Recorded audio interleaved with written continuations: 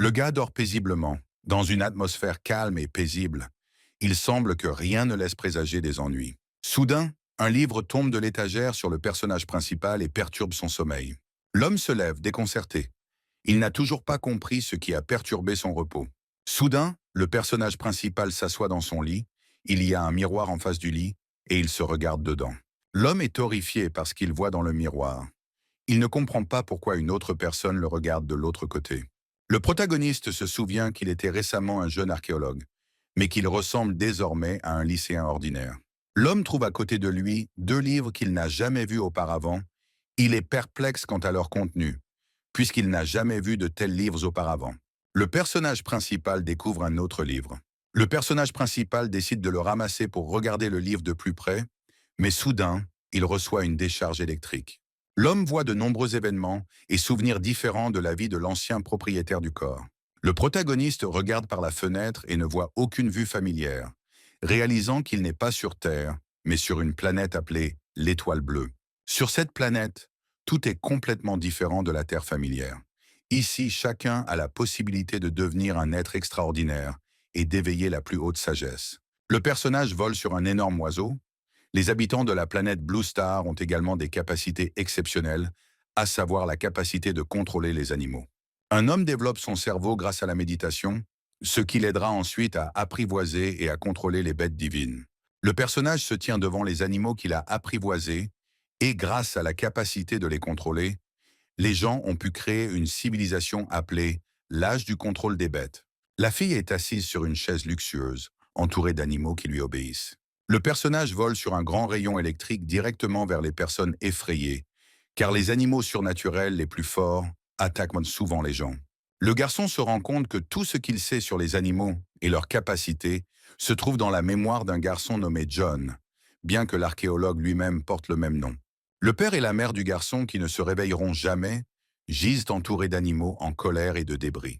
Un archéologue qui se retrouve dans le corps d'un garçon se rend compte que le monde dans lequel il s'est retrouvé dans des circonstances inconnues n'est pas beaucoup meilleur que celui de la Terre. Le gars se rend compte qu'il n'est plus la même personne qu'avant, alors il se dirige vers le scanner et ouvre sa liste de choses à faire. Le personnage principal découvre une énorme quantité de publicité sur l'écran et en est très surpris. John ferme toutes les publicités apparues à l'écran plus tôt et voit le plan complet, réalisant qu'il est maintenant un simple éleveur stagiaire dans une base d'élevage animalier. Le gars prend un livre qui lui apprend à travailler. Il travaille à temps partiel dans un élevage d'animaux pour finalement devenir maître animalier. Le personnage principal se rend compte qu'il a beaucoup de problèmes dans sa vie. Des prêts, un faible niveau de vie et une situation familiale difficile. John pense qu'il doit d'abord terminer ses projets pour la journée. Le garçon se souvient que les loups des neiges sont des animaux de meute et des carnivores extrêmement dangereux, et il n'est pas sûr de pouvoir les nourrir seul. Le personnage principal est sûr que cela ne sera pas un problème, car il a un talent inné, la télépathie. Le garçon se tient entouré d'animaux, car il sait communiquer avec toutes les créatures, une compétence inutile au combat, mais néanmoins très importante. Puisque John a la capacité de parler aux animaux, nourrir les loups des neiges ne sera pas un problème pour lui. Soudain, le gars touche le cube magique afin d'essayer de mieux connaître le système. Le personnage principal se retrouve dans un espace inconnu et vole dans le ciel. Soudain, le garçon voit un livre dans cet espace et réalise qu'il s'agit de sa deuxième compétence spéciale. Le livre de référence des talents est désormais déverrouillé pour John. Le gars se rend compte que les gens peuvent éveiller certains talents en activant l'espace, qui sont divisés en amélioration et spécialisation dans un rapport de 9 à 1. Les personnes ayant le type amélioration peuvent améliorer certains types de bêtes. C'est un exemple typique d'un talent de combat. Les compétences de spécialisation sont beaucoup plus complexes et variées que les compétences d'amélioration. Le talent télépathique inné de John est l'une des spécialisations les plus courantes. Bien qu'il ne soit pas particulièrement puissant, mais il peut facilement trouver du travail avec lui. Maintenant, le personnage principal acquiert une autre compétence. Il pourra copier et enregistrer les capacités des bêtes surnaturelles, puis les capacités incluses dans ce livre pourront être enseignées à d'autres bêtes. Cela ne s'applique pas aux personnes. Afin de réussir à copier les capacités des animaux, certaines conditions doivent être remplies. Il faut voir l'animal utiliser ses capacités, le toucher physiquement, et l'écart entre les 2 premières conditions ne doit pas dépasser 1 heure. Il est également possible de copier et d'accumuler des compétences. Si le protagoniste souhaite enseigner certaines compétences à une bête, selon son niveau, une certaine force physique devra être dépensée lors de l'entraînement. John doit tenir compte du fait qu'un certain animal a naturellement un certain niveau de compatibilité avec une compétence particulière. Le gars pense que le talent d'enregistrer et d'accumuler des compétences est quelque chose à envier. John continue de lire le livre et apprend que le pouvoir d'un maître des bêtes dépend non seulement des capacités de la bête, mais aussi du développement des talents et des compétences, de la rareté d'une compétence particulière et des progrès. Le protagoniste ferme le livre et pense que désormais, avec ce livre, il pourra collectionner les talents les plus rares. Le gars pense également que 2 compétences ne sont qu'à son avantage, bien qu'il n'y ait aucune mention de 2 talents dans la mémoire de l'ancien propriétaire. John ne croit pas que si cela s'est produit, cela devrait être possible. En tant que personne qui s'est retrouvée dans un autre monde, il n'est certainement pas une personne ordinaire.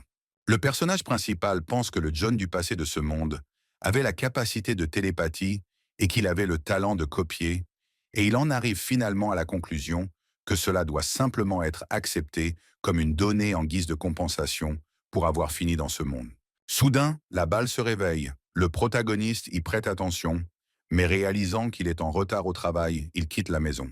Un garçon conduit un véhicule de travail spécial à la recherche de nourriture pour nourrir les loups des neiges. John trouve des morceaux de viande fraîche et les admire, disant que ces animaux mangent mieux que les gens. Sur le chemin des loups, le protagoniste rencontre 3 autres ouvriers qui lui demandent s'il va nourrir les loups des neiges. Ils préviennent le garçon que les animaux ne sont pas très amicaux et lui demandent d'être plus prudent. Les collègues de John proposent de l'aider, mais il refuse. Le gars continue son chemin, pensant qu'il n'a aucun souvenir de lui. John suppose que peut-être à cause de ce que le propriétaire du corps a dû endurer, il aime la solitude et n'est pas particulièrement sociable, c'est pourquoi il n'a pas pu se faire d'amis au travail. Le héros décide qu'il doit d'abord mieux connaître ce monde, puis commencer à établir des relations interpersonnelles, et entre-temps, il est déjà arrivé à cet endroit. À l'insu du gars, les loups en colère ont déjà tourné leur attention vers lui et se préparent à attaquer. À un moment donné, il se retourne et remarque qu'une meute d'animaux s'est déjà approchée de lui, découvrant leurs dents et ayant l'air menaçant. Les loups disent à John qu'il est en retard et qu'il meurt de faim, et maintenant le garçon est en grand danger. Le gars a très peur et regrette déjà d'être venu faire ce travail. Il espère que le roi des loups le sauvera. Et puis, sorti de nulle part, le roi des loups apparaît, poussant les loups de sa meute dans différentes directions, sauvant ainsi le pauvre garçon. Le roi loup, fier, majestueux et beau, marche vers John. Le roi s'approche du héros, effrayé et confus, et touche le front du garçon avec son nez. Soudain, un livre de référence apparaît, s'envolant des vêtements du gars, il ne comprend pas pourquoi il est apparu à ce moment-là. Il s'avère que la compétence du roi loup, à savoir la retenue, est désormais enregistrée dans son manuel, et John pourra désormais l'enseigner à n'importe quelle bête surnaturelle qui en a l'aptitude. Le personnage principal est très heureux de pouvoir désormais utiliser ce talent du roi loup. Il est heureux d'avoir un don puissant pour contrôler les animaux. Le roi loup s'approche du garçon, qui, grâce à sa capacité de télépathie, comprend ce que le loup lui dit. John est heureux de ne plus être en danger, car la marque du roi loup fonctionne, et le reste de la meute est devenu plus obéissant envers lui. En caressant l'un des loups de la meute, le héros se rend compte qu'il peut désormais lui enseigner la compétence de retenue reçue du roi des loups. Il peut désormais créer le roi des loups de ses propres mains. John se rend compte que s'il agit de manière imprudente, des problèmes peuvent survenir. Le héros continue de travailler, même s'il est un peu déçu de ne pas pouvoir copier les compétences des autres loups, car ils ont également des talents caractéristiques de leur race. Le gars rentre chez lui tranquillement, pensant à la chance incroyable qu'il a d'avoir une compétence de haut niveau dans son livre de référence. Soudain, un aigle vert apparaît dans le ciel, qui peut être entraîné à utiliser la compétence de confinement. Il s'avère qu'il est possible de créer non seulement un roi loup, mais aussi un roi oiseau. John pense que s'il n'y avait pas de travail, il ferait probablement cela, mais la journée de travail n'est pas encore terminée, tout à son temps. Le héros voit un panda sur un panneau d'affichage, réalisant qu'il s'agit de l'animal choisi par l'ancien propriétaire de ce corps. Sur la planète Blue Star, la race des pandas n'était pas complètement formée. Ils n'avaient donc que la capacité de s'endurcir. John pense que les pandas sont plutôt paresseux. Mais l'acompte a déjà été payé, et c'est une bonne offre. Et à la fin, le nouveau propriétaire du corps convient que le choix du prédécesseur était bon.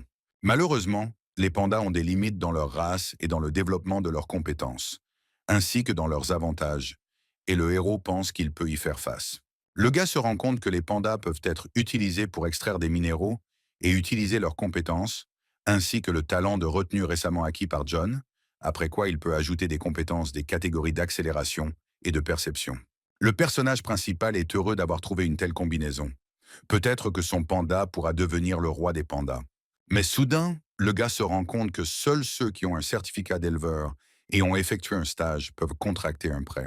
Le héros est brièvement contrarié, car il ne pourra emmener son bébé panda qu'après avoir effectué un stage, car ce métier requiert une expertise dans tous les domaines.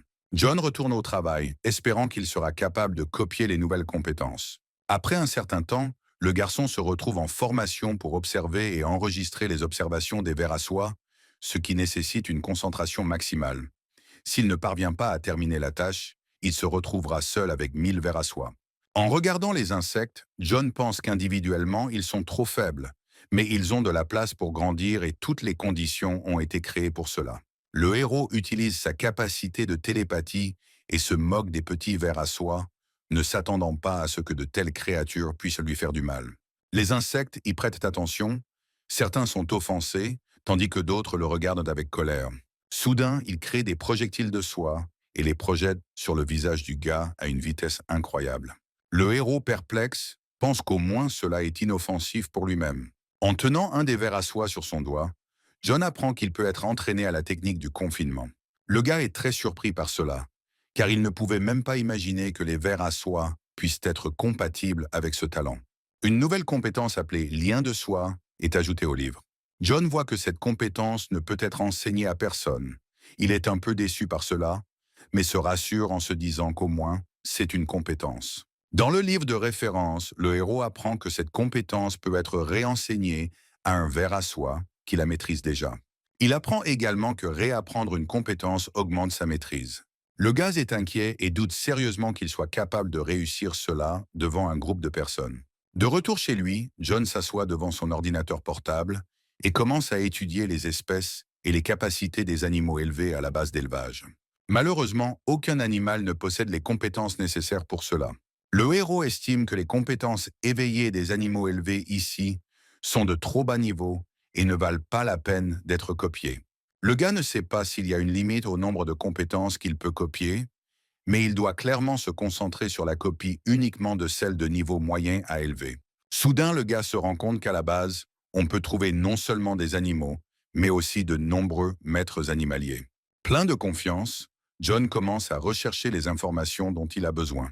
Le héros sort à la recherche de la compétence de guérison dont il a besoin. L'homme fait semblant d'avoir mal, dit au médecin qu'il s'est fait une entorse au poignet, faisant semblant d'être malade. Le héros s'approche du médecin, qui pense qu'il est un stagiaire qui vient de terminer ses études, car ce sont eux qui ont tendance à se blesser le plus souvent. La fille calme John et dit qu'elle va tout guérir maintenant. Assis sur son siège, le médecin commence à utiliser sa capacité de guérison. Le gars admire ses compétences et est heureux de pouvoir l'obtenir pour ses propres besoins. Le médecin dit que tout sera prêt très bientôt, demande de ne pas s'inquiéter et garantit que la douleur disparaîtra. Le personnage principal acquiert une nouvelle compétence appelée guérison rapide. La fille dit à John que tout devrait bien se passer maintenant et rapporte que les pissenlits lui ont dit que la blessure était mineure. Le gars dit que la prochaine fois, il sera plus prudent. Le héros pense qu'en allant chez le médecin sous prétexte d'une blessure, afin de copier ses capacités, il lui a en fait perdre son temps. Il décide que demain, il achètera des friandises que les animaux de compagnie aiment et les remerciera. Une fois à la maison, le garçon examine sa main et réfléchit à la façon dont, malgré la blessure mineure, la fille a quand même utilisé le pouvoir de l'animal, car c'était une opportunité d'améliorer ses compétences. Pour améliorer vos compétences, vous pouvez également utiliser le manuel de John. Cela peut être considéré comme une méthode alternative pour accélérer le dressage des animaux de compagnie. Le protagoniste est allongé dans son lit, pensant que le docteur est un maître des bêtes stagiaires. Et lorsque ses capacités atteignent un certain niveau, il peut participer à la certification, selon les résultats de laquelle il peut élever son rang à celui de maître des bêtes professionnels. John ne sait pas combien de temps il lui faudra, avec 2 compétences, pour devenir un maître bête professionnel. Après 3 mois, la limite des capacités enregistrées dans le livre de référence a été épuisée et le gars est content de ne pas s'être précipité et d'avoir copié des compétences de bas niveau. Le héros découvre la capacité de prévoyance chez les oiseaux les plus gradés qui patrouillent le territoire dans le ciel au-dessus de la base.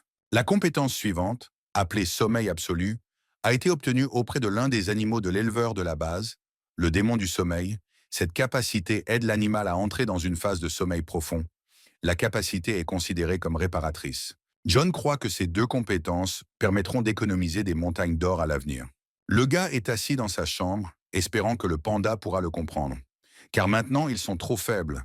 Il a bien sûr supposé que les capacités de copie avaient leurs limites. Mais 5, c'est très peu. Le protagoniste se retrouve à nouveau dans un espace vide, où il a découvert sa deuxième compétence, suggérant que l'ajout de pages peut dépendre de nouvelles capacités spécifiques, ce qui nécessite de mettre à niveau le maître des bêtes. Un maître des bêtes peut améliorer son niveau grâce à des pratiques méditatives. Il doit continuellement renforcer, modifier et agrandir son espace. Plus cet espace est stable, plus il a de chances de recruter des bêtes de rang supérieur. Plus l'atmosphère intérieure d'un espace est bonne, plus le développement de la bête sera rapide. Plus l'échelle de l'espace est grande, plus on peut contracter de bêtes. Chaque maître des bêtes décide lui-même dans quelle direction se déplacer. John a pour objectif de devenir un maître des bêtes professionnel d'ici 1 an. Le personnage principal se rend en bus à la base d'élevage de pandas. Le pays dans lequel se trouve actuellement cet homme est l'un des États les plus anciens et est souvent appelé l'Orient brillant ou éblouissant. Le bus continue son voyage à travers les magnifiques paysages de cette ville de second rang. Les pandas sont un animal de compagnie courant non seulement dans cette ville, mais aussi dans toute la Chine. Maintenant que John est arrivé à la base d'élevage de pandas, il va pouvoir récupérer l'animal qu'il a réservé à l'avance. Il court à la rencontre de son animal de compagnie. Le héros attendait cela depuis si longtemps et se préparait à cette rencontre.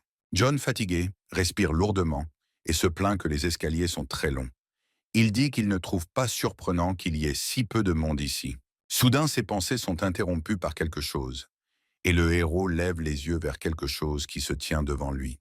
C'est un énorme panda. Apparemment, le gars ne s'attendait pas du tout à voir ça. La bête est si énorme qu'elle pourrait facilement écraser un si petit gars comparé à elle. Le panda s'approche de John et, se frottant les mains, le salue. L'animal dit au héros qu'il est un employé de cette base. Panda dit à John de ne pas s'inquiéter, car ce n'est qu'un costume, mais le garçon ne comprend pas comment quelqu'un peut porter un costume dans cette chaleur. L'homme en costume explique que cela est nécessaire pour comprendre et ressentir plus profondément l'humeur des pandas, car si vous voulez élever un panda fort, vous devez le comprendre pleinement. C'est une compétence de base pour tout éleveur. Pandaman félicite John de l'avoir compris, et lui, à son tour, parvient enfin à entendre la voix féminine sous le costume. Le héros dit qu'il n'est encore qu'un débutant et qu'il est loin d'être le maître Nicolas.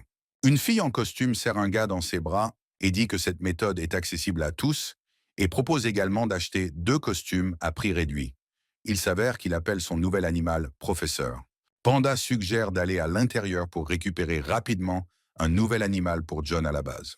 Apparemment, à l'intérieur, la fille peut enfin se détendre et faire une petite pause dans son costume. Une fille aux cheveux longs, dans un joli pull avec un panda, apparaît devant le gars. John pense qu'elle aime probablement trop les pandas et espère que la fille ne lui vendra pas ce pull aussi. Les gars atteignent la réception, où la fille informe le héros que tous les matériaux se trouvent ici. Un amoureux des pandas dit à un homme qu'il peut avoir un panda aujourd'hui. Ce qui le rend bien sûr très heureux, il demande s'il peut aller en choisir un. La fille rapporte que le gars est arrivé trop tard et qu'il ne reste qu'un seul panda. Le panda pose un petit problème et le héros pense qu'il aurait été ridiculisé. Les garçons se promènent dans la base d'élevage de pandas, admirant les belles vues. En chemin, ils rencontrent de nombreux pandas qui se reposent et se détendent paisiblement. John est touché par cela et pense qu'ils sont effectivement aussi passifs qu'il l'imaginait. La fille interrompt les pensées du héros et dit que les adultes sont très calmes cette saison, mais que les petits sont un peu plus vifs. Le garçon regarde avec joie le petit panda qu'il rencontre sur leur chemin.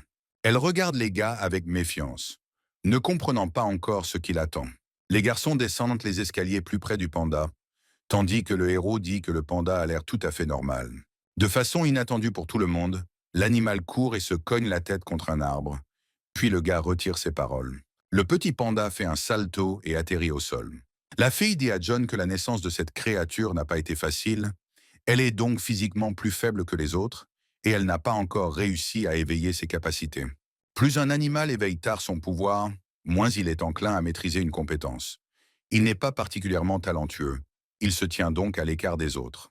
Tous ces facteurs ont influencé la formation de son tempérament. La fille explique que les pandas ne sont généralement pas très enclins au conflit et que ce qu'il a fait maintenant, à savoir se cogner la tête contre l'arbre, entraîne sa force physique. Ce panda est très discipliné et s'entraîne constamment pour éveiller ses pouvoirs au plus vite. C'est un cas particulier, car il a un rêve et n'est pas paresseux. Le gars admire l'animal, disant qu'il est très travailleur et déterminé, même s'il n'a aucun talent. La fille essaie de calmer John en lui disant que le panda se développe simplement plus lentement que les autres et qu'il est possible de travailler avec lui. Un amoureux des pandas dit qu'un animal aussi diligent de cette espèce est une rareté. L'accompagnateur dit également que ce panda a un très mauvais horaire de sommeil et mange mal, et que cela doit d'abord être corrigé avant que l'entraînement puisse commencer. Malgré tout, John accepte de recueillir l'animal. Il croit que la diligence et le caractère sont ce qui est nécessaire, car il ne veut pas d'un animal passif qui ne fait que manger et dormir. La fille lui demande s'il est absolument sûr, car le talent est très important pour les maîtres des bêtes. Le gars, pas outré, car il admire vraiment un tel dévouement et un tel travail acharné, pense qu'ils peuvent devenir amis, après quoi il demande s'il y aura une remise. La fille explique qu'ils traitent tous leurs protégés de manière égale, il n'y aura donc pas de réduction, mais en plus de cela, elle donnera au héros un approvisionnement mensuel en bambou. Le gars est très heureux de cette nouvelle et la remercie. La fille s'approche du panda, lui dit qu'il est emmené et lui demande s'il est heureux. Grâce à son talent télépathique, John comprend que le panda dit qu'elle ne deviendra jamais une esclave et qu'elle deviendra elle-même plus forte. Elle crie que les pandas n'ont peur de rien et qu'ils n'ont pas besoin de maître. La fille prend calmement l'animal dans ses bras et le gars, en regardant de côté, comprend qu'il a définitivement du caractère. L'amoureux du panda parle à la bête, expliquant que s'il essaie de s'échapper, il n'aura rien à manger et le maître de la bête l'aidera à devenir plus fort et le problème avec le pouvoir non éveillé sera résolu. Elle dit aussi que les conditions de vie y sont plus confortables, qu'il y a beaucoup de nourriture savoureuse, tout pour une vie heureuse. Le panda accepte et dit au gars qu'il lui fournira un abri et de la nourriture. John regarde sa nouvelle bête et pense qu'il va certainement lui fournir cela, mais quand l'argent arrivera. Le panda est heureux de cela et dit au protagoniste que les pandas ne seront jamais des esclaves, à moins qu'ils ne fournissent un logement et de la nourriture. La fille est heureuse que tout aille bien et que le panda soit entre de bonnes mains. John regarde sa bête et pense qu'une fois qu'il sera devenu un grand maître des bêtes, il aura tout ce qu'il veut. Le panda regarde le gars avec une expression amicale. Le héros doit être sûr que son animal travaillera tout aussi dur. John demande à la fille s'ils peuvent maintenant signer le contrat. Elle lui dit d'y aller et qu'elle s'occupera du reste. Le garçon commence à lancer des sorts et pense que les autres seigneurs n'étaient pas intéressés par ce panda parce qu'elle n'avait aucun talent, mais il a une opinion différente à ce sujet. Le manque de talent peut être corrigé dans l'espace du maître des bêtes, il y a déjà eu de tels cas. Le talent du panda est bien meilleur maintenant, car elle a de la persévérance et du travail acharné, elle veut juste être reconnue. Pendant la sorcellerie de John, la fille calme la bête, lui demandant de ne pas résister. Le garçon est sûr que le panda, qui a été méprisé par tous ses proches et ses maîtres, deviendra certainement plus fort avec lui. Le héros espère que l'animal aura un avenir meilleur. John dit qu'il est plus fatigué qu'il ne le pensait, comme si tout son jus avait été extrait de lui. Soudain, il ressent une sorte de chaleur, mais devine rapidement que cela est dû à sa capacité acquise de récupération instantanée. La fille félicite le protagoniste pour son contrat avec le panda, mais lui conseille de la laisser d'abord s'habituer à l'espace et de ne pas l'invoquer trop souvent. Elle dit que si le panda peut rapidement s'habituer à l'atmosphère ambiante de l'espace, ses capacités devraient s'éveiller en une semaine. John voit que le manuel enregistre désormais la découverte d'un nouveau contact avec un animal de compagnie. Les caractéristiques physiques du maître des bêtes ont été améliorées et davantage de compétences peuvent désormais être enregistrées. Le héros comprend qu'il pourra utiliser une partie du pouvoir de ses animaux de compagnie. C'est pourquoi la fille a réussi à réprimer le panda. Même si l'animal est faible, il pourra toujours offrir quelque chose au gars. L'amoureux des pandas demande anxieusement à John s'il va bien. Il répond que tout va bien. C'est juste que son corps a subi des changements drastiques. Elle le rassure en lui disant qu'au début, tout sera inhabituel, mais qu'ensuite cela deviendra normal. De retour à ses tâches, la fillette rapporte que des papiers doivent être remplis et explique comment nourrir le panda. La jeune fille dit également que lorsque les provisions seront épuisées, John pourra toujours venir la voir pour une nouvelle portion, mais celle-ci, bien sûr, ne sera plus gratuite. Le gars dit qu'il a encore une petite demande et la fille le regarde avec incompréhension. John demande s'il peut venir à la base d'élevage de pandas pour élever correctement son animal. Il veut en savoir plus sur l'habitat naturel. La fille répond qu'il peut le faire et emmener le panda avec lui, car c'est toujours sa maison. Mais la nourriture ne sera toujours pas gratuite, et le gars pense que rien n'arrivera comme ça, mais il pourrait en acquérir la capacité. Le gars nourrit son panda et pense qu'il doit rapidement rentrer chez lui et apprendre une compétence à son animal. De retour chez lui, John regarde autour de lui et pense que ce serait un bon terrain d'entraînement. Le gars appelle son panda et lui demande de l'aider à nettoyer. Un panda apparaît dans l'arrière-cour d'une maison et marche vers le héros d'une manière amicale. John caresse son animal de compagnie et celui-ci, à son tour, sourit avec contentement et ne résiste pas. Le héros est touché par cela et décide qu'il n'a pas besoin d'aide. Il va tout nettoyer lui-même. Un garçon, assis en face de son panda, dit à son animal de compagnie qu'il lui apprend actuellement la compétence de durcissement du panda. La bête parvient à éveiller la capacité de durcir la première fois. Le gars est très content de cela, pensant que pour la réveiller, la bête avait simplement besoin de passer une bonne nuit de sommeil. Il la caresse en disant que la fille de la base d'élevage d'animaux l'a convaincu que cela prendrait une semaine. Mais grâce à la fonction de l'espace, la capacité de grandir et de se développer, tout s'est passé incroyablement vite. John suggère que son animal de compagnie aille nettoyer la cour, puisque c'est pour cela qu'il l'a appelé en premier lieu. Il ne comprend pas de quoi il s'agit et regarde le héros avec perplexité. Le gars s'énerve et dit qu'il doit probablement essayer de dresser à nouveau le panda. John ouvre son livre et explique qu'il faut au moins 1 mois de pratique intense pour développer une compétence du niveau débutant au niveau entraîné. Si vous utilisez le guide d'entraînement des compétences, il vous faudra plusieurs jours pour atteindre ce niveau. Comme il s'agit d'un processus très énergivore, le gars décide de le tester sur la compétence la plus inutile du ver à soie vert. Malheureusement, John ne peut rien faire, car cette compétence est incompatible avec les pandas. Le gars cherche où il peut trouver quelqu'un pour tester cette compétence. Soudain, il remarque un ver à soie vert sur une branche et comprend qu'il doit l'attraper le plus rapidement possible. John fait remarquer au panda qu'il doit l'attraper. Il dit qu'il doit être sérieux, car c'est la première bataille après l'éveil de ses capacités. Le panda regarde délibérément vers la cible dont il a besoin. L'animal se précipite vers l'arbre, où se trouve le ver à soie vert. Il atteint rapidement son objectif, confiant dans ses mouvements et ses actions. Le panda se balance et prend un ver à soie vert, assis calmement sur une branche. John est heureux que son animal ait réussi et le félicite. La bête libère le ver à soie de ses griffes sur le sol, et elle et John se tiennent de manière menaçante au-dessus du petit insecte. Le garçon n'a qu'une seule chance de lui apprendre une nouvelle compétence. Il ne peut pas manquer un exemple aussi merveilleux.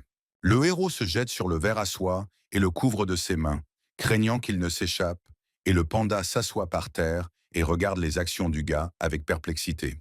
John tient un petit insecte dans ses mains, et son animal de compagnie se tient derrière lui, observant ce qui se passe avec intérêt. Le ver à soie tire un jet de soie sur l'homme pour se défendre contre l'attaque. Il n'est pas facile d'échapper à ce gars, car il a passé 3 mois en stage et est le meilleur pour attraper les vers à soie. John parle à l'insecte et lui demande de se calmer, menaçant de le donner à manger au panda. L'animal bave, espérant que c'est comestible, car tout ce qu'il aime dans la vie, c'est manger. Le héros voit que l'on peut apprendre une compétence au ver à soie, augmentant ainsi ses statistiques. Et puis le gars ouvre le livre de référence et commence à enseigner au ver à soie les compétences nécessaires afin de voir ce qui va se passer. Pendant le processus magique, l'insecte demande de l'aide pour toute son apparence. Il n'était pas prêt pour cela. John voit que le ver à soie est épuisé par tout cela. Le panda ne comprend pas ce qui se passe et reste la bouche ouverte. Soudain, le gars se sent fatigué et affamé. Malgré son état, il découvre quelque chose qui attire son attention.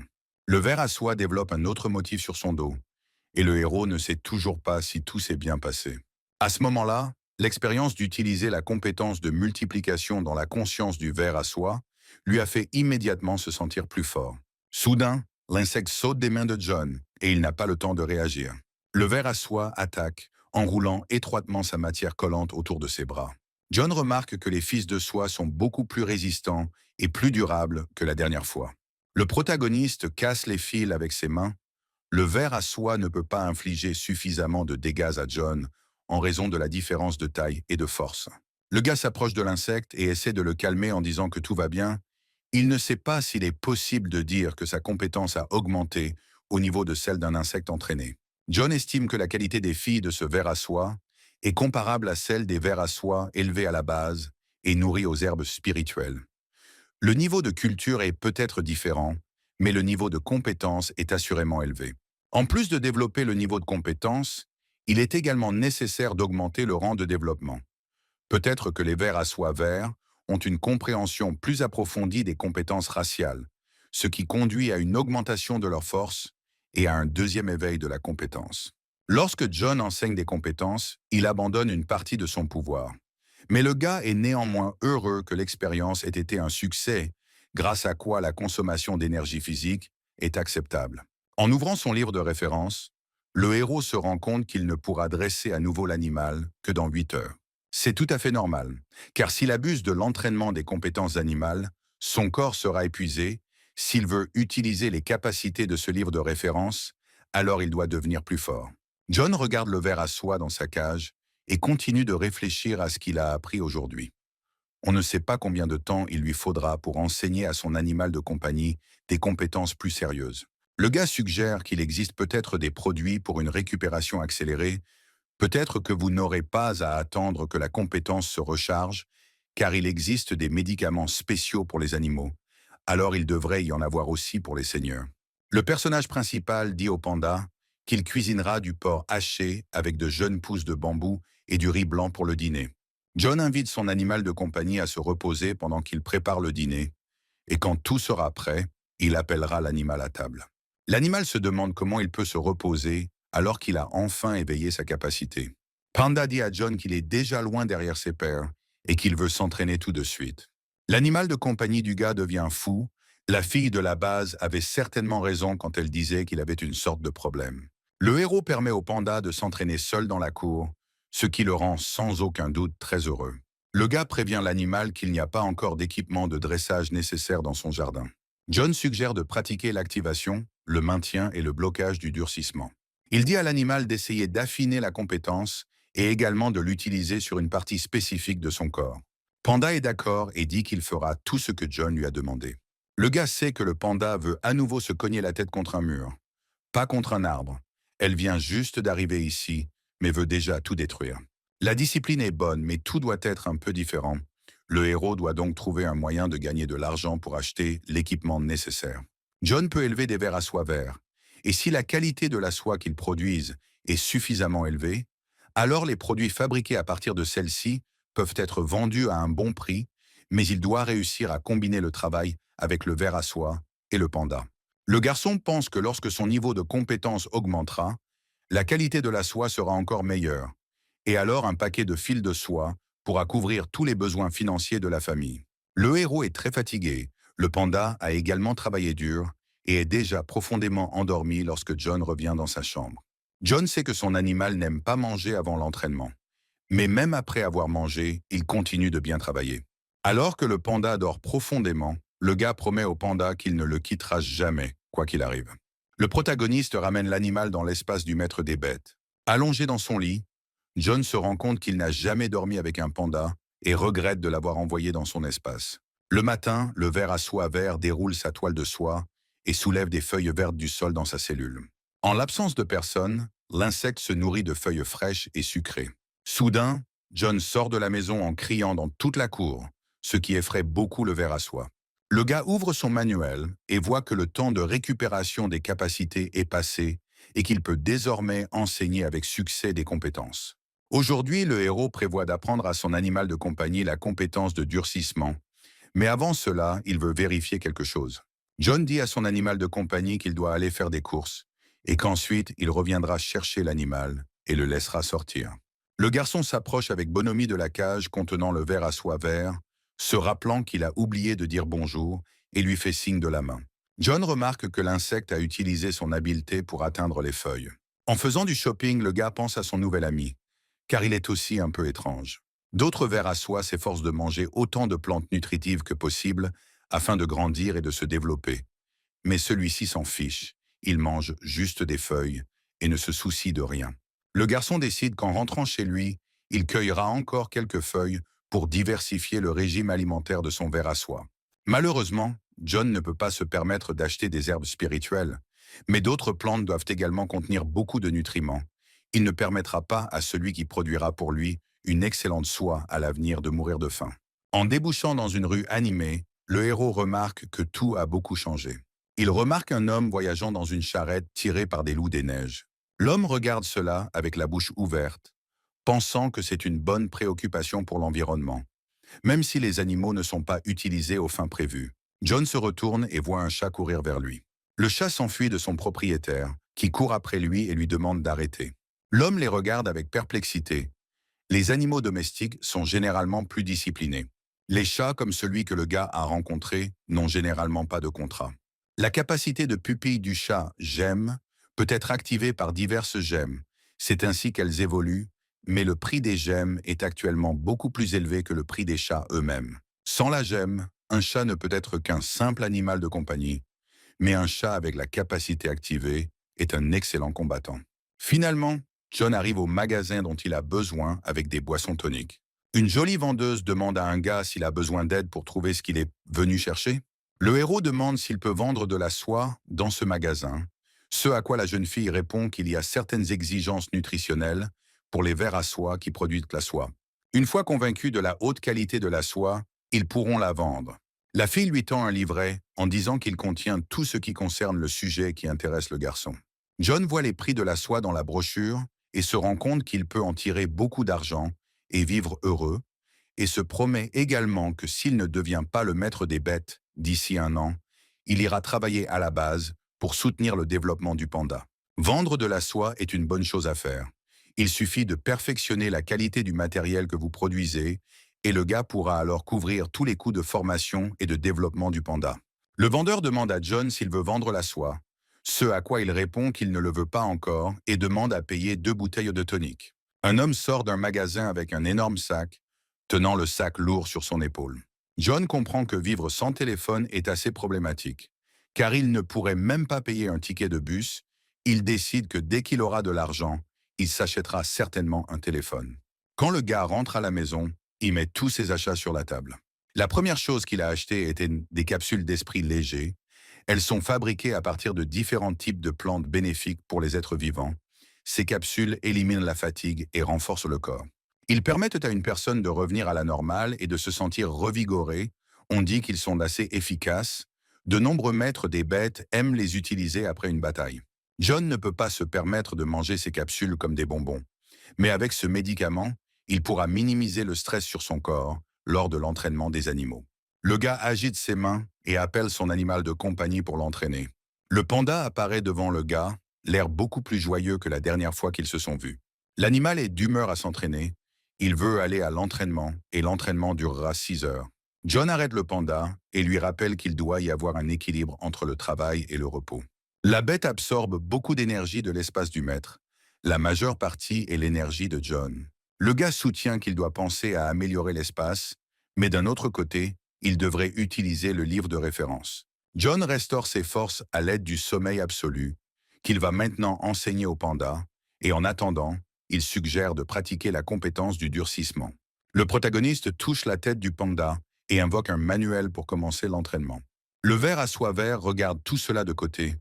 Il ne comprend pas ce qui va se passer maintenant. Le gars est vraiment fatigué de dresser son animal de compagnie. C'est beaucoup plus difficile pour lui que de dresser un ver à soie. John pensait qu'il allait s'évanouir de fatigue, mais il avait un tonique qu'il avait acheté ce matin. Il boit une capsule et ressent immédiatement un soulagement, bien meilleur qu'avant. Le héros remarque le panda et regarde dans sa direction avec un peu de peur.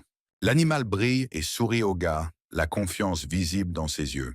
Le panda lève soudainement son poing et utilise la capacité de durcissement de sa patte. Soudain, elle se balance de toutes ses forces et réduit l'asphalte en miettes. John est choqué par ce qu'il a vu. Il ne comprend pas comment cela est arrivé et pourquoi le panda a fait ça. La bête elle-même fut très surprise par ses capacités. Elle devint soudainement très forte. Le héros explique à son animal de compagnie que sa capacité de durcissement est au niveau d'un animal entraîné et qu'après cela, sa force doublera. Panda est très heureux de cela, car à la base, il ne pouvait pas obtenir de tels résultats même avec un entraînement persistant. John demande à son animal s'il veut toujours commencer l'entraînement. La bête dit qu'il n'a rien fait pour améliorer ses capacités.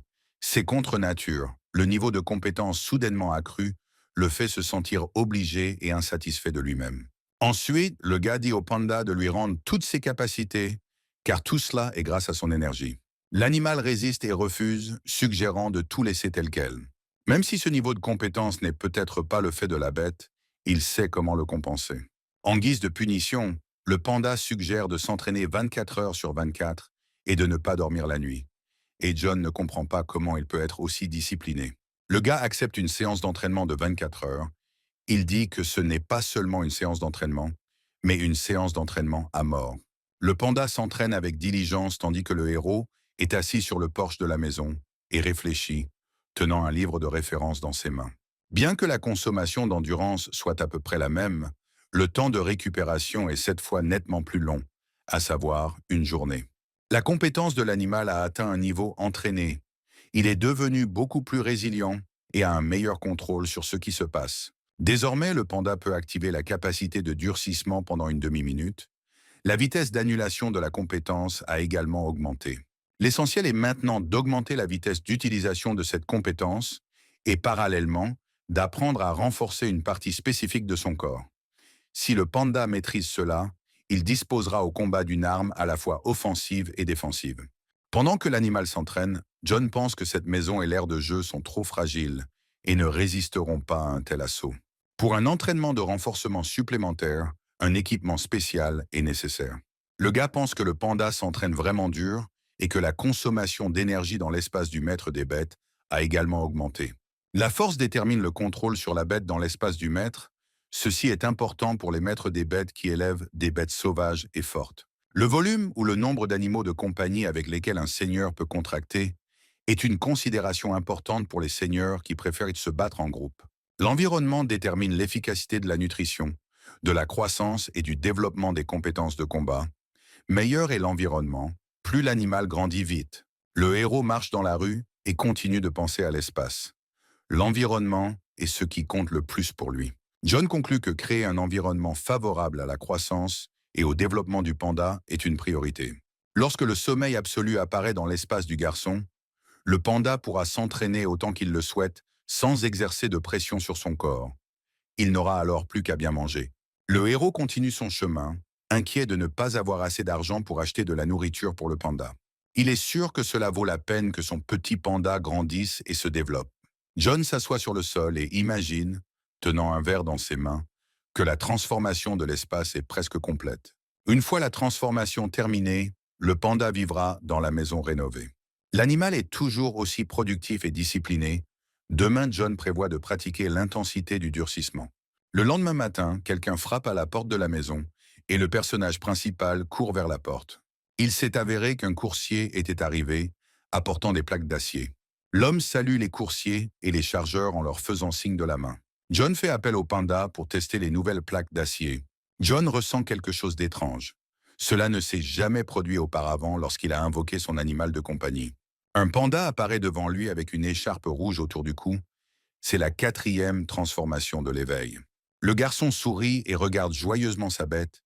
Améliorer l'environnement était une bonne idée. Maintenant, elle est un peu plus près de devenir un maître des bêtes professionnel. Le personnage principal est heureux de ce qui s'est passé et promet d'offrir au panda un bon dîner de fête. John dit à son animal de compagnie qu'il a acheté un nouvel équipement pour leur entraînement. Car pendant celui-ci, le panda ne peut pas casser tout ce qu'il veut autour de lui. Soudain, l'animal se retourne et le gars demande s'il veut que John le frappe avec quelque chose de plus lourd. Le héros montre au panda les assiettes qu'il a achetées et dit que maintenant, le panda peut les frapper autant qu'il le souhaite, car il ne permet pas que la cour soit détruite. Le gars explique que l'animal peut mettre ses plaques en plusieurs couches s'il pense que l'entraînement n'est pas assez efficace. John dit également que la planète peut également aider avec la gravité afin que le panda puisse sauter de l'arbre. Le protagoniste montre le toit de la maison et dit que cela pourrait être une alternative au bois.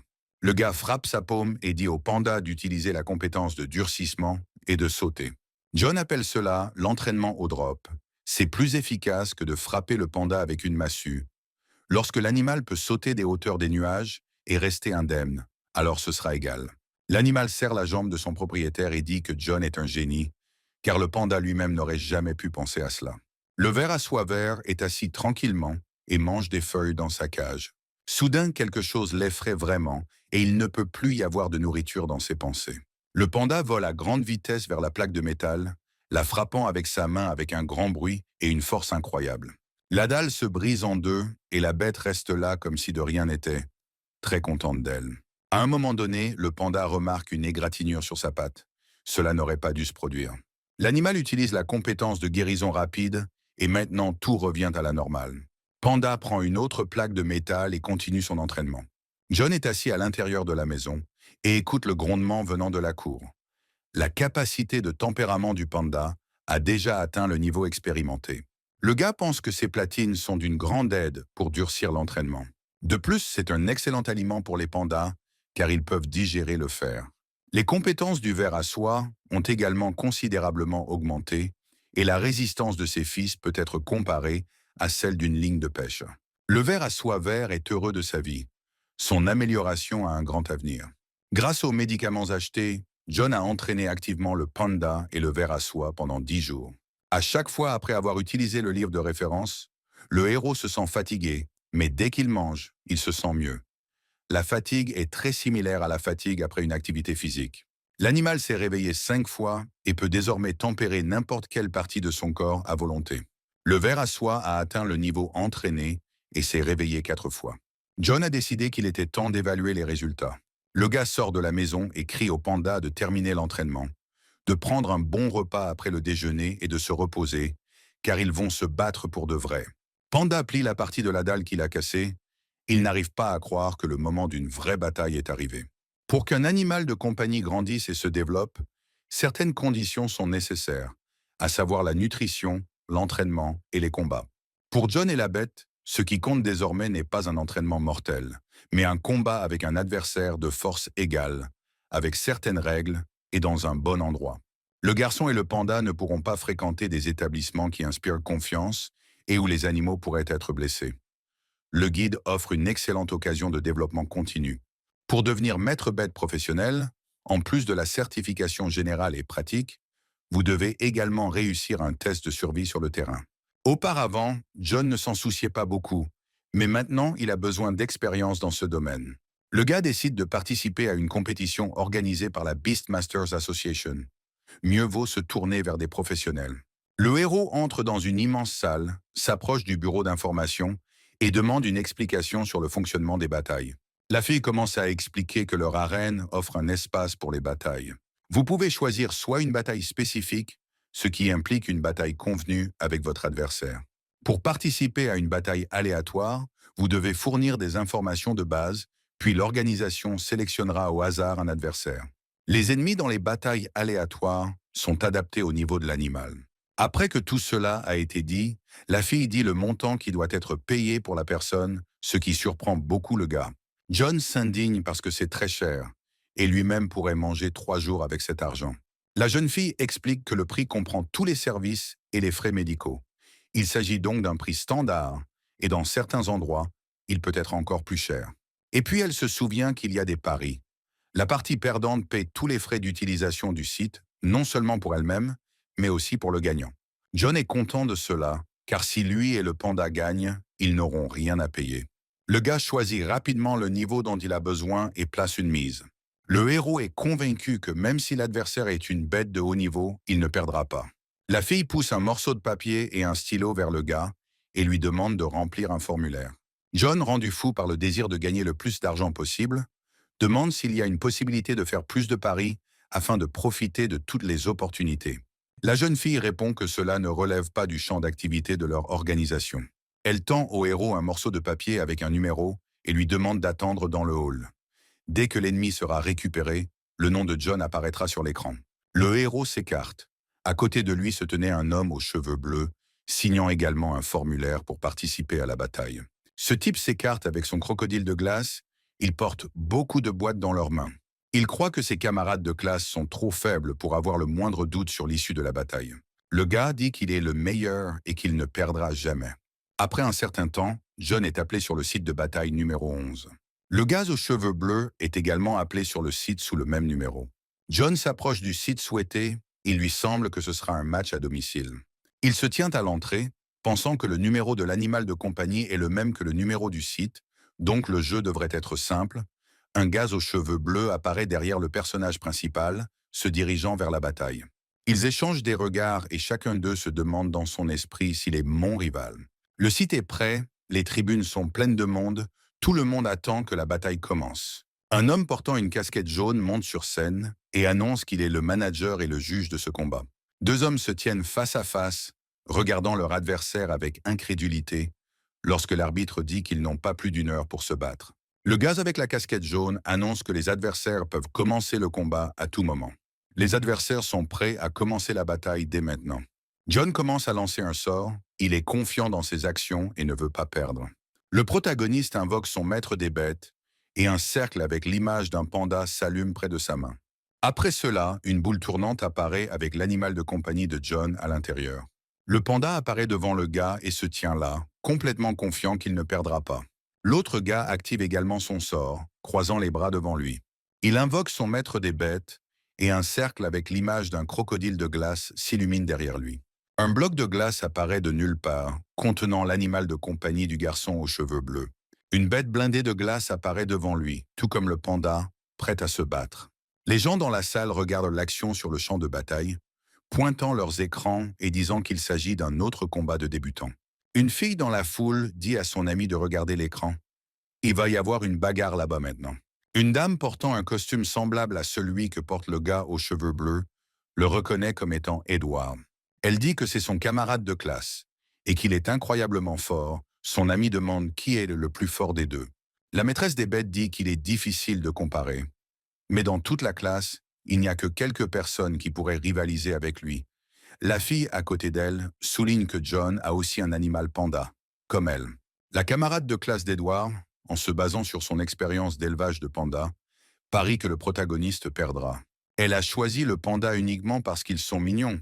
Si elle avait la possibilité de choisir un autre animal, elle serait certainement d'accord, car cet animal est incroyablement paresseux et il est impossible de le forcer à faire de l'exercice. Le gars aux cheveux bleus crie le nom de la technique à son animal pour qu'il fasse ce qu'il a entraîné avant le combat. Le crocodile blindé de glace se précipite immédiatement en avant, attaquant le panda. Le juge observe tout ce qui se passe et dit que le départ est bon, que l'animal est bien dressé et que c'est digne d'un élève d'une grande école. John avance sa main et crie un ordre pour que l'animal le suive.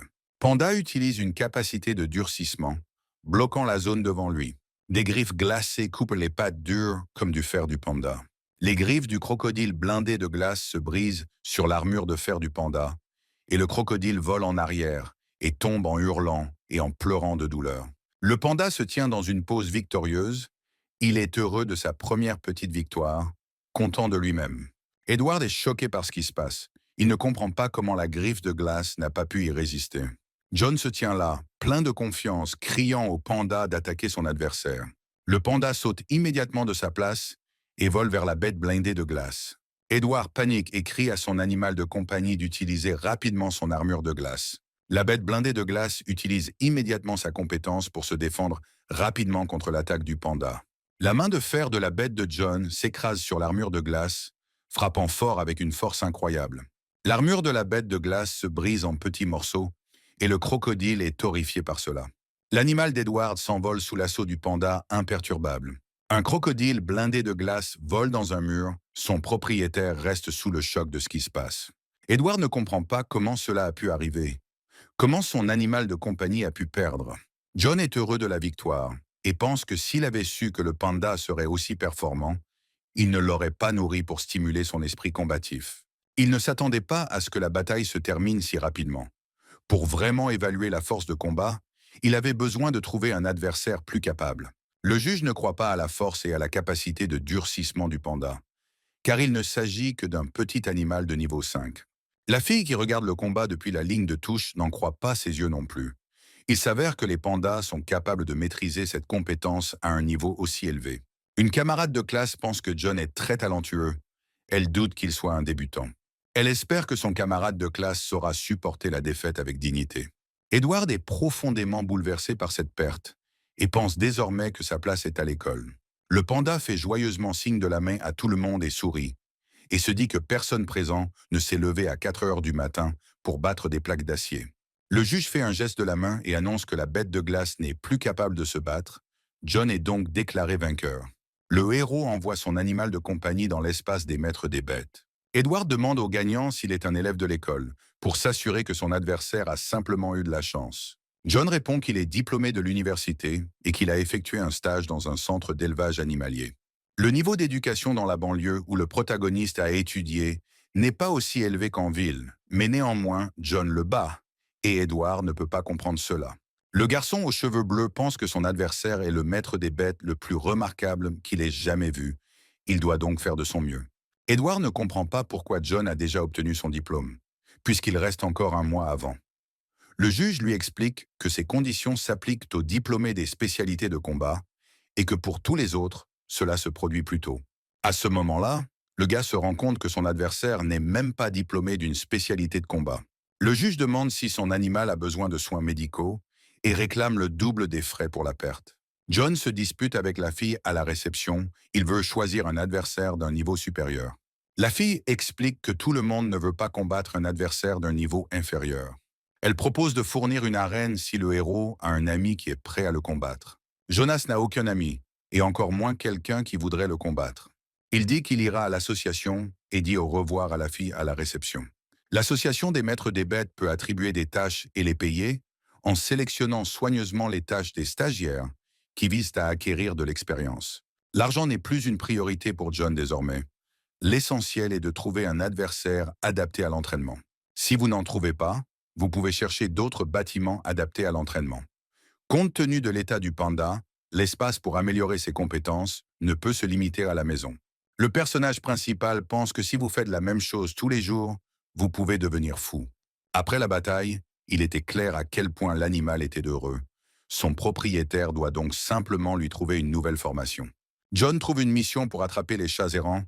Ils ont créé un grand groupe de voleurs.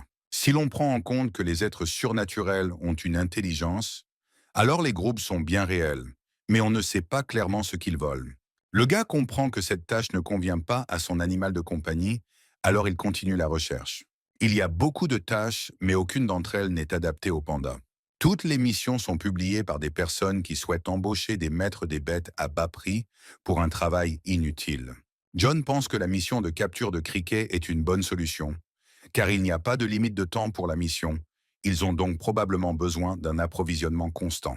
Mais face à un adversaire rapide et agile, la vitesse du panda peut ne pas être suffisante, auquel cas le propriétaire doit lui apprendre la compétence de supervision. L'immense force du mangeur de fer combinée à sa supervision sera un énorme plus et l'efficacité au combat devrait augmenter. John trouve une mission pour attraper des souris, mais sa puissance de combat est très faible, donc même un humain peut la gérer. Le principal problème est qu'ils se reproduisent, se déplacent et se regroupent rapidement, ce qui rend difficile de déterminer leur dangerosité.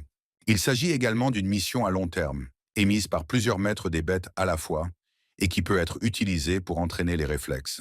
La vitesse du panda devrait augmenter, mais John décide de reporter l'entraînement de durcissement pour le moment. De façon inattendue, il remarque Edward, avec qui il s'était récemment battu. Le héros lui fait un signe de la main joyeux et lui demande si sa bête de glace s'est rétablie. Le gars est très inquiet et dit à John que tout va bien, auquel il demande si Edward est également venu à cet endroit pour faire des courses. Le gars aux cheveux bleus confirme la supposition du héros en demandant quelle tâche John a effectuée, suggérant qu'il s'agissait très probablement d'une sorte de tâche bien rémunérée. John montre sa tâche, et Edward est très surpris par cela et demande si le héros y va seul. Le gars aux cheveux bleus explique que pour cette mission, il serait plus pratique de former une équipe, car ces animaux sont très rusés, il sera donc beaucoup plus facile de travailler en équipe. Edward propose avec beaucoup d'insistance de rejoindre l'équipe de John. Le protagoniste essaie de s'en sortir en disant que cela ne fait aucune différence s'il se joint à eux, mais le gars aux cheveux bleus trouve un moyen de sortir de cette situation et propose d'appeler 2 autres personnes pour cette mission. John accepte d'aider l'ennemi qu'il a vaincu, car si les races s'unissent, alors cette tâche ne sera pas facile pour lui. Edward dit qu'il contactera 2 de ses camarades de classe ce soir et qu'ils auront alors une équipe de 4. Il s'avère que le gars aux cheveux bleus veut se rapprocher de John afin d'en savoir plus sur son entraînement et comprendre comment il a réussi à transformer un panda paresseux en un véritable combattant. Le personnage principal revient à nouveau au magasin de boissons énergisantes. La vendeuse pense que ce type vient pour la troisième fois en 2 semaines. John dit que l'entraînement et les combats augmentent et qu'il a une mauvaise santé depuis son enfance. La vendeuse place sur la table les compléments que le gars achète habituellement. John et le panda mangent avec plaisir. Le garçon mange la nourriture qu'il a préparée et son animal de compagnie mange du bambou sucré. Soudain, le garçon se retourne et demande à l'animal de s'approcher. Il veut lui apprendre une nouvelle compétence. Panda est contrarié à ce sujet, car il croit que la force ne dépend que de ses efforts. Pour une raison quelconque, il ne peut pas prononcer un mot. Le garçon enseigne au panda la compétence de l'ultravision. L'acuité de l'œil augmentera plusieurs fois et il pourra voir même la nuit. Le panda pourra l'activer en dépensant du pouvoir spirituel. La bête se frotte les yeux avec un sourire sur son visage et John est très fatigué d'avoir entraîné le panda. Le panda quitte la maison avec curiosité pour tester sa nouvelle compétence. L'animal voit tout très clairement dans l'obscurité, tout comme pendant la journée, ce qui le rend très heureux. Il sera désormais beaucoup plus pratique pour le panda de s'entraîner la nuit et il pourra compenser le manque de diligence dans l'entraînement pendant la journée. Il lui faut maintenant 48 heures pour retrouver sa force spirituelle. John espère que son animal ne cassera pas une tuile en acier ce soir, car il a besoin d'une bonne nuit de sommeil. Edward est assis dans sa chambre et boit du thé, tout en écrivant dans le groupe de discussion avec une proposition d'aller attraper des souris avec lui. Soudain, une camarade de classe écrit au garçon, disant qu'elle l'a vu récemment dans l'arène où il a perdu. Edward crache son thé de surprise.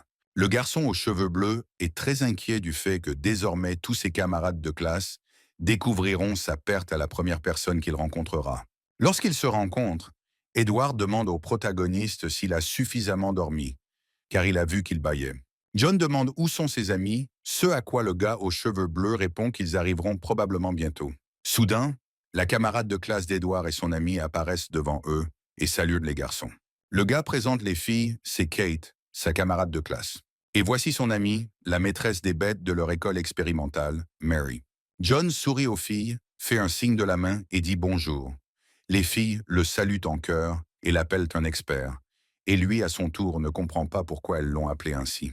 Le gars aux cheveux bleus chuchote à l'oreille de John et explique qu'hier, ils sont passés devant l'arène et ont vu leur combat. Edward demande à tout le monde de se présenter et commence, son animal de compagnie, une bête blindée de glace de niveau 6, elle peut émettre un rugissement qui fend la glace et possède une armure de glace. Kate continue, son animal de compagnie est un panda de niveau 6 qui possède la compétence de durcissement de niveau élémentaire. Mary parle également d'elle-même. Son animal de compagnie est une bête épineuse de 6e niveau. Elle a d'excellentes capacités de liaison. Et enfin, John parle de lui, son animal de compagnie, un panda de niveau 5, a la compétence de s'endurcir à un niveau profondément étudié. Les trois garçons doutent fortement de la sincérité des paroles du protagoniste. John sourit simplement et pense qu'une fois qu'ils verront de quoi le 11e est capable, tout le monde comprendra immédiatement. Edward demande au protagoniste quelle spécialité il a étudiée, puisqu'il est déjà diplômé. John explique qu'il se spécialise dans la cultivation parce que le combat est réservé aux brutes, et tout le monde ne peut pas maîtriser une telle compétence, et pour un Beastmaster spécialisé dans la cultivation, il est tout à fait attendu de maîtriser la compétence de durcissement à un tel niveau.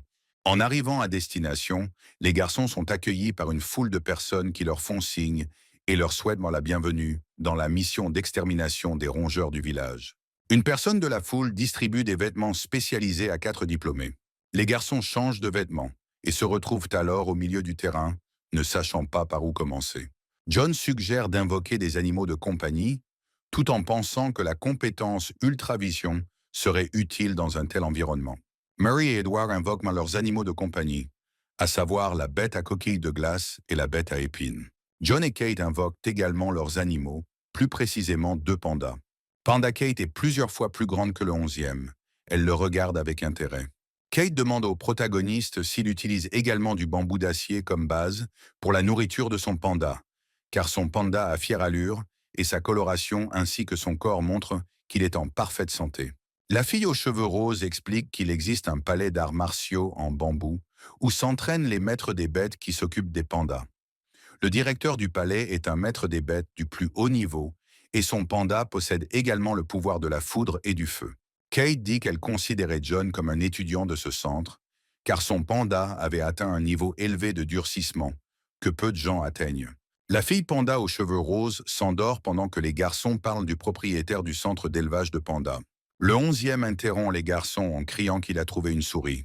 John et son animal de compagnie indiquent l'emplacement exact de la cible en synchronisation. Edward regarde dans cette direction à l'aide d'un appareil spécial et dit que, à en juger par sa taille, la souris est au 4e niveau et elle est également complètement seule. Elle doit donc être détruite avant qu'elle ne découvre les gars et ne s'échappe. Mary dit que les souris sont très alertes, donc si d'autres animaux domestiques s'approchent de la souris, elle les verra. Alors elle dit à son animal de se rapprocher de la cible, peut-être qu'il pourra s'enrouler autour de son corps. La bête épineuse se dirige vers la souris, qui arrête immédiatement de manger et tourne son attention vers lui.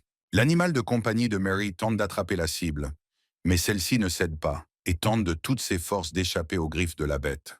Un crocodile blindé de glace se dresse sur le chemin de la souris, bloquant son passage. Le rat rouge saute haut et vole au-dessus du crocodile de glace, poursuivant sa fuite. Plus loin sur son chemin, elle rencontre quelque chose de nouveau, qui l'effraie beaucoup. Il s'avère que c'est le panda de John, et il utilise sa compétence de durcissement et écrase la pauvre souris au sol de toutes ses forces. À ce moment-là, l'animal de compagnie de Mary attrape le rat pour qu'il ne puisse plus s'échapper. Les enfants admirent la force du panda et comparent sa puissance à celle d'une grande structure. Les diplômés apportent un rat à la personne principale de cet événement, qui en réponse demande d'attraper un groupe de rats.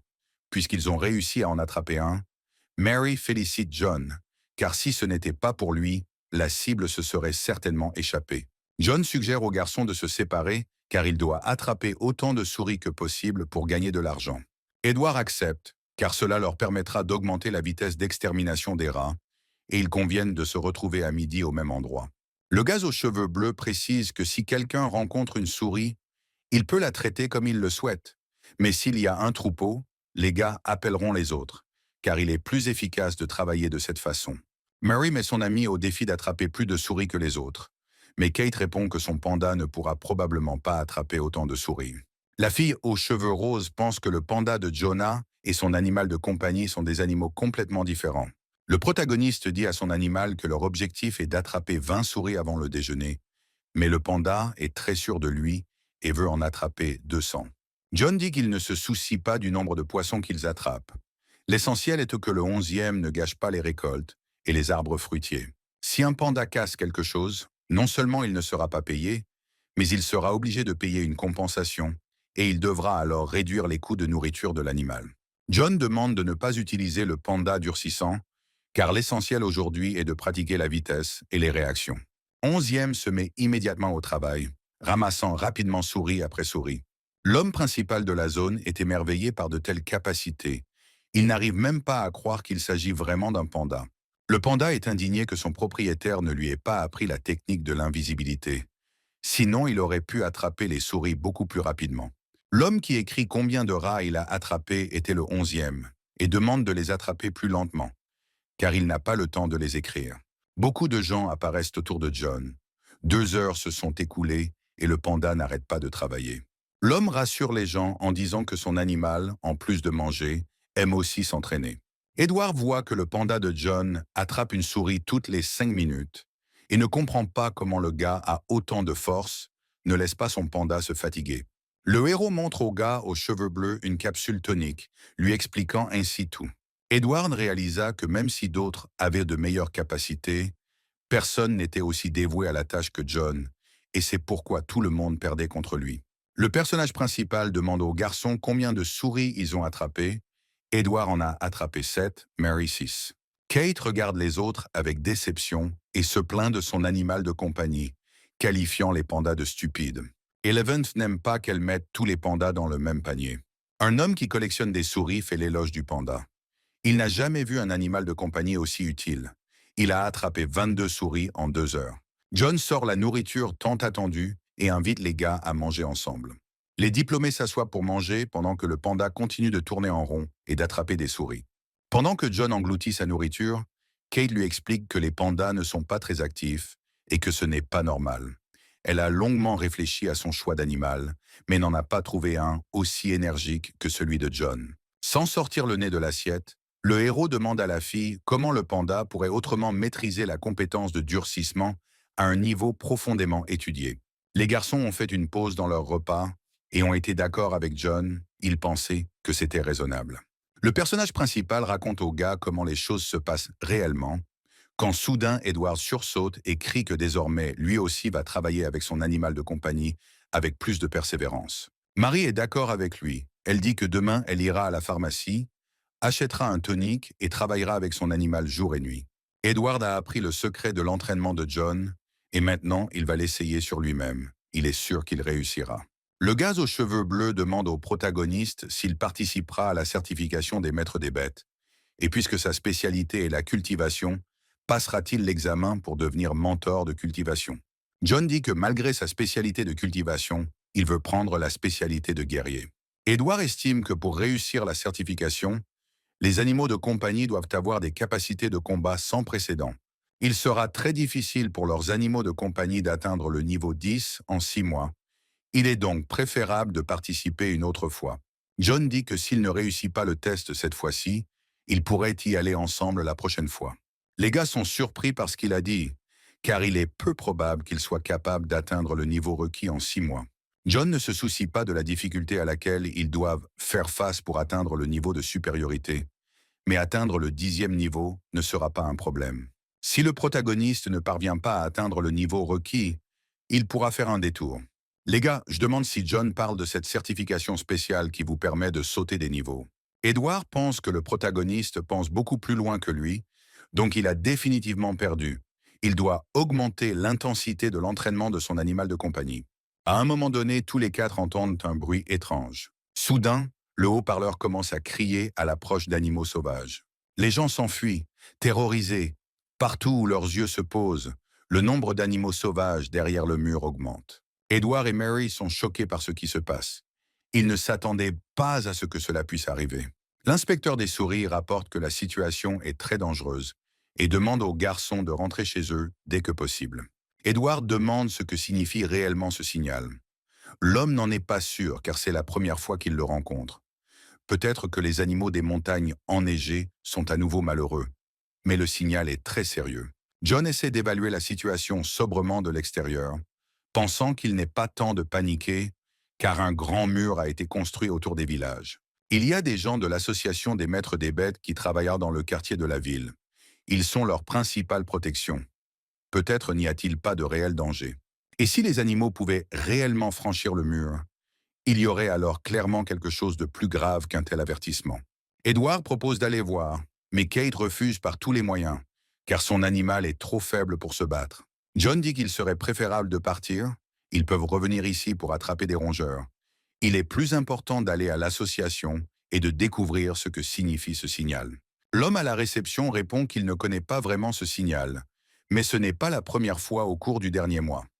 Il y avait eu un avertissement bleu 2 fois auparavant, et maintenant c'est jaune. Une autre personne apparaît de nulle part et salue Kate et Edward, c'est leur professeur Daniel. Il s'avère qu'il était à proximité, a vu la correspondance des gars dans le chat et a décidé de venir jeter un œil. John regarde tout de l'extérieur et ne comprend pas pourquoi ces deux-là communiquent dans un chat où il y a un professeur. Daniel demande qui sont les autres gars. Edward répond que ce sont ses amis d'autres écoles. L'enseignant demande si la confusion des enfants est liée à l'avertissement, et il lui demande de leur en dire plus à ce sujet. Alors que lui et les garçons partent, John pense qu'il n'est pas sûr de rester en banlieue et qu'il doit aller en ville avec son animal de compagnie. Les garçons et Daniel sortent, et il commence son récit sur l'alarme. La zone autour des montagnes enneigées est bien gardée. Si un danger apparaît, l'association réagira rapidement. S'il n'y a pas suffisamment de force, ils appelleront les maîtres des bêtes du district. Et si ces forces ne suffisent pas, des visiteurs des villes voisines se joindront à eux. Edward craint que les animaux ne se retournent à nouveau contre les humains. Mais Daniel le rassure en lui disant qu'il ne s'agit que d'une petite meute d'animaux sauvages. John intervient dans la conversation et dit que la zone urbaine est plus adaptée aux animaux. Donc ils viennent ici à cause de la compétition et de la lutte pour la nourriture. Ce n'est peut-être pas la raison principale, Mais les obsessions animales se répètent sans cesse et ne sont plus aussi inattendues qu'il y a 10 ans. Daniel est d'accord avec le protagoniste, mais la raison est encore inconnue. Ce qui a provoqué le conflit entre les animaux est un mystère non résolu. L'enseignant dit que la réponse pourrait être dans la ville de glace et demande aux enfants s'ils connaissent l'histoire à ce sujet. Les garçons attendent avec impatience l'histoire de Daniel sur la ville de glace. Daniel raconte qu'un jour, un dragon de glace est arrivé et a gelé toutes les montagnes. Les garçons lui demandent qui a gagné et il répond que c'était probablement la tribu qui vivait dans ces montagnes. Il y a des restes d'un dragon de glace sur la montagne et on dit que ses os sont scellés à l'intérieur. Peut-être que ce dragon scellé s'est transformé en esprit et c'est lui qui appelle la porte sur la montagne enneigée. Les garçons sont très effrayés lorsqu'ils entendent parler de l'existence du dragon. C'est ce que les archéologues ont réussi à trouver. Peut-être que le géant de pierre était un totem de ce peuple. Jean suggère que les anciens seigneurs l'utilisaient pour combattre le dragon. Quelqu'un dit au personnage principal que tout va mal, le gars a peur et ne comprend pas à qui appartient cette voix. Il semble à John que c'est la voix de la statue de pierre près de laquelle les garçons se tenaient tout à l'heure. L'homme craint d'être devenu fou, car la statue ne peut pas parler. John est tiré de ses pensées par Marie, qui s'inquiète pour lui. Il essaie de cacher la vérité en disant que la statue est très belle, et c'est pour cela qu'il la regardait. Apparemment, les gars n'ont pas entendu la même chose que John. Il replonge dans ses pensées. Le gars comprend que la voix ne peut certainement pas venir de la statue, car elle ne ressemble pas à une créature vivante. John craint que la statue ait acquis un esprit et s'imagine en train de s'enfuir. Daniel dit au gars qu'il a encore des choses à faire et qu'il est temps pour lui de partir. Le professeur part en demandant aux diplômés de ne pas s'inquiéter, car en cas de danger, les maîtres des bêtes sauront protéger tout le monde. Édouard invite les garçons à continuer à attraper des souris, mais John refuse. Le personnage principal a également des affaires à faire. Il doit y aller. L'un des gars leur propose une collation, mais John les quitte rapidement. Édouard se rend compte qu'il n'a pas obtenu les coordonnées de son nouvel ami et qu'il ne pourra en aucun cas le contacter. De retour chez lui, John commence à étudier les livres. L'histoire du monde est divisée en époques de mythes, de totems et de seigneurs bêtes. À l'époque des mythes, selon les légendes, des créatures mythiques sont apparues qui régnaient sur ce monde. À l'époque des totems, des gens sont apparus. Ils ont essayé de survivre dans des territoires appartenant à des créatures plus puissantes. À l'ère des Overlords, les gens ont commencé à domestiquer les animaux. John télécharge des informations sur l'union des Overlords sur son ordinateur. L'histoire du monde des maîtres animaliers est divisée en 3 étapes, mais elle comporte de nombreuses lacunes. John était très fatigué de chercher les informations dont il avait besoin. Malheureusement, il n'arrivait toujours pas à trouver ce dont il avait besoin. Dans une vie antérieure, le héros était archéologue. Mais pour une raison inconnue, il tomba sur un système mythologique et, dès lors, commença à étudier la mythologie. Puis, étudier le système mythique avec son professeur devint pour lui une routine quotidienne. Il se plongea dans la recherche, mais la chaîne de montagnes s'effondra et l'enterra vivant. Après un accident, John a été placé dans ce corps. Le gars est déçu par cela et regrette de ne pas avoir fait autre chose, car la curiosité détruit les gens. Maintenant, le héros se retrouve dans un monde dangereux. Son seul désir est de se retrouver dans un endroit confortable et sûr. John décide qu'à partir de maintenant, il ne vivra plus que pour son propre plaisir. Bien qu'il y ait beaucoup de choses qui ne soient pas claires dans l'histoire de ce monde, il a son propre système et ne reviendra plus sur l'ancien chemin. La nuit, Jean retourne à la statue, voulant découvrir ce qui se passe réellement. Le héros lui chuchote si elle lui a parlé cet après-midi. L'homme demande s'il a réfuté ce que l'homme a dit. La statue reste silencieuse et ne répond pas. Jean la menace de son départ. Le héros ne sait pas vraiment de quoi parle l'histoire, ce qui augmente considérablement son intérêt. John veut vraiment savoir quelle était la véritable histoire. Le gars crie sur la statue, lui demandant de lui dire s'il peut découvrir la vérité. Soudain, les yeux de la statue commencent à briller, le sol autour d'elle tremble, et John ne comprend pas ce qui se passe. Le visage de la sculpture se fissure et des rayons de lumière jaillissent des fissures. John regarde la statue avec horreur. Quelque chose s'est produit. La sculpture s'est brisée en petits morceaux. La poussière et les miettes ont volé dans toutes les directions et un faisceau de lumière violette brillante est sorti du centre de la structure. John est profondément troublé par ce qu'il a fait, car il est venu vers la statue principalement par curiosité. L'homme s'enfuit de la scène du crime, effrayé. Les gens paniquent. Ils pensent que des animaux ont attaqué la ville. Ils ne comprennent pas pourquoi il n'y a pas de nouvelles. Les passants essaient de ne pas s'énerver. Il s'agit peut-être simplement de troubles sociaux. La secrétaire entre dans le bureau du président et demande ce qui s'est passé exactement. Elle dit que d'autres régions ont également senti que quelque chose n'allait pas. Le président lui-même ne le sait pas vraiment. Si tout est comme il le pense, alors il n'y a pas de quoi s'inquiéter. John nourrit craintivement son panda pour qu'il grandisse plus vite, devienne plus fort et les protège tous les deux. Il semble que le 11e ne s'en soucie pas du tout, car il adore vraiment manger. Le protagoniste regrette d'avoir détruit la statue et décide de rester chez lui jusqu'à ce qu'il découvre ce qui s'est passé. John nourrit non seulement le panda, mais aussi son deuxième animal de compagnie, le ver à soie. Le lendemain, le garçon demande à son petit insecte de s'entraîner avec le panda. Les fils de ver à soie peuvent être utilisés comme flèches, mais jusqu'à présent, ils ne peuvent même pas percer les vêtements. Le petit animal de compagnie de Panda et John s'entraînent ensemble. Eleven pratique la vitesse et Silkworm essaie de tirer des flèches. Le personnage principal soutient ces animaux et pendant leur entraînement, il part chercher de la nourriture. Les gens s'inquiètent du bruit qui s'est produit la nuit. Personne ne sait ce que c'était. L'association des dirigeants est fermée aujourd'hui. John espère que personne ne se penchera sur l'affaire de la statue détruite et qu'il ne sera pas retrouvé. Les chances sont minces, car il n'installe pas de caméra dans ce monde, et il n'y avait personne près de lui à ce moment-là.